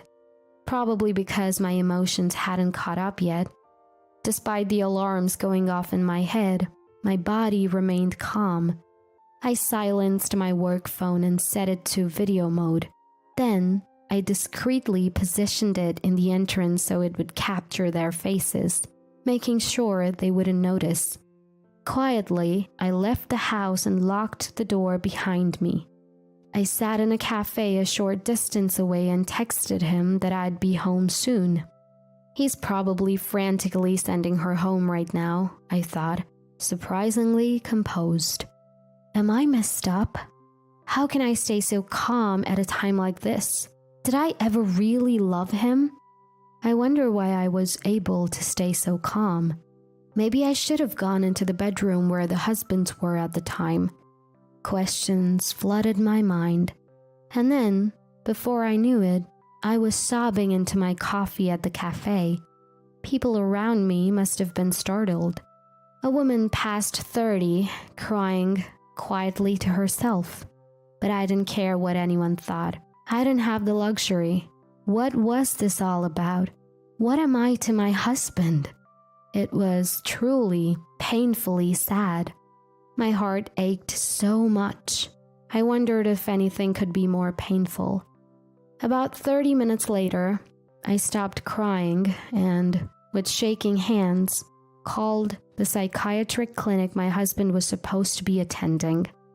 I'd like to change the appointment date, I told the receptionist, giving them my husband's name. And sure enough, the response was exactly what I expected.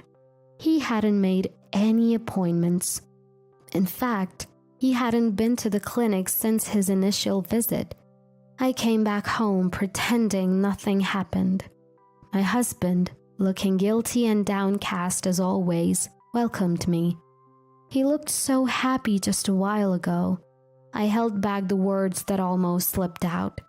Heading to the bedroom to change, I checked the data on my work phone where I had secretly recorded him.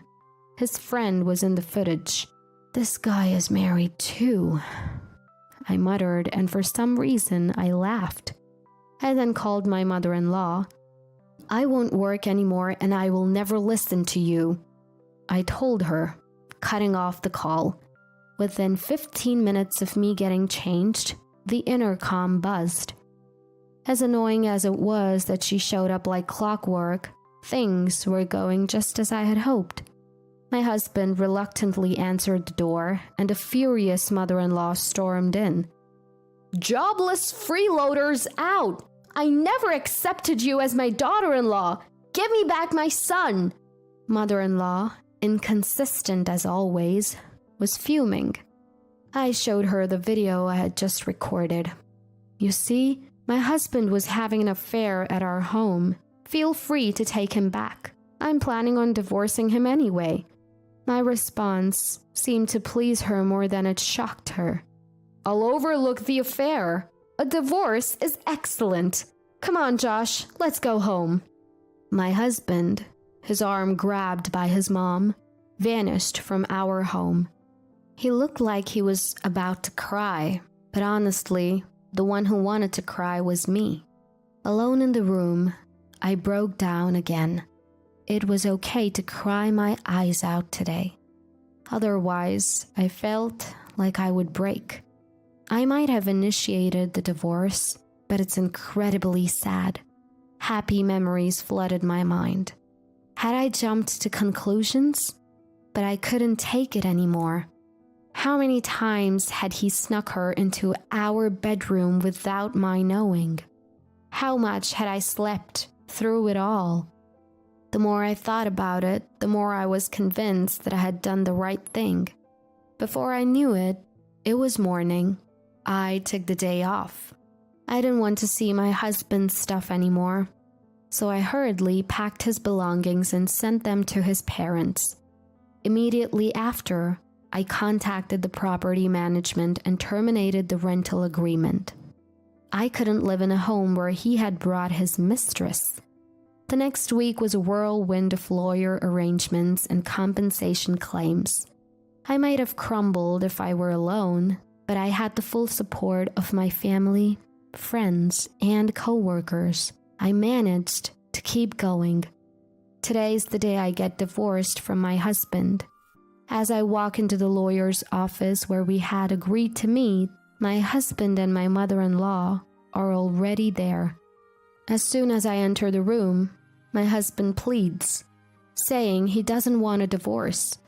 My mother-in-law is in tears, waving a handkerchief and claiming that I've treated her horribly. "Phyllis, please don't leave my son. He can't live without you." Both my husband and mother-in-law look worn out, and I know exactly why. I've been receiving detailed updates from my husband about their life together. Initially, my mother-in-law was happy about the divorce, but it didn't take long for her to find out my husband is jobless. From then on, she's been berating him daily. However, it seems my husband reached his breaking point and finally raised his hand against her. Ever since, they've been hurling insults at each other day in and day out. All I could think upon hearing this is how glad I am that I left them. If they were trying to win my sympathy, my husband is surely a fool. "I've cut off ties with the woman I cheated with. You're all I have left, Phyllis." He's lied about being ill and cheated on me, even after losing his job. Turns out, he voluntarily quit his job after causing a substantial loss to a business partner. There's no reason anyone would need a husband who's such a pathological liar and betrayer. I state my opinion clearly, and both my husband and mother-in-law start bawling. "You have no right to cry. Just sign the divorce papers already. If you don't, I'll proceed with a mediated divorce." Hearing my cold words, my husband crumples the divorce papers he had been holding. I think to myself how pointless that is. Look at the lawyer and nod. "Let's go with the mediated divorce then. No amount of persuasion is going to change my mind." Deciding there's no point in further dialogue, I inform them that my lawyer will handle everything and stand up to leave. As I do, my husband latches onto my feet. "I don't want a divorce." I can't help but get a headache from this absurdity. An adult man acting like this. The office staff rushed over to my screaming husband and pulled him away. I left the law office right then and there.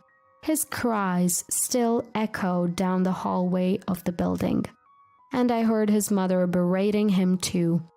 I felt truly relieved I had cut ties with them. Once again, I felt deep down in my heart that way. I filed for a mediated divorce and successfully divorced him 6 months later. Thanks to the infidelity compensation, I didn't have to give him a dime. He seemed to have incurred debts paying his affair partner's husband, too. Word has it, they both went their separate ways and never ended up together. His affair partner moved back to her family's home after being divorced. My ex-husband seemed to be mentally broken, mostly from daily mental abuse from his mom. As far as I'm concerned, it's bewildering that the one who cheated is the one falling apart. His mother contacted me several times asking to forgive her worthless son, but I blocked her. As long as he's dependent on his family, he'll never be independent. I hope they keep bickering for the rest of their lives. After the divorce, I threw myself even more into my job. Not wanting to think about anything else was probably the main reason. But as a result, I got promoted and now can do more of what I enjoy. I'm extremely grateful for my workplace and colleagues for taking me back after I had resigned. I plan to keep working hard to make it worth their while. And I vow to fully support those who helped me when I was down and betrayed.